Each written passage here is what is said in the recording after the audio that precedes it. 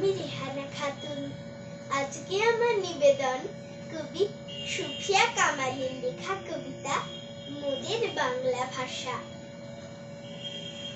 মোদের দেশের সরল মানুষ, কামার কুমোর জেলে চাষা, তাদের তরে সহজ হবে মোদের বাংলা ভাষা।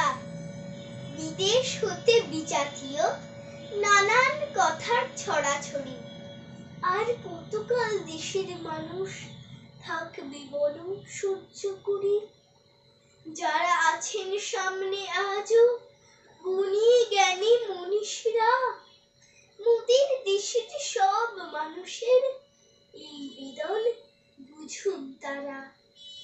ভাষার তরে প্রাণ দিল যে কত মায়ের কোলের ছেলে, তাদের রক্ত পিছল পথে এবার যেন মুক্তি মেলে।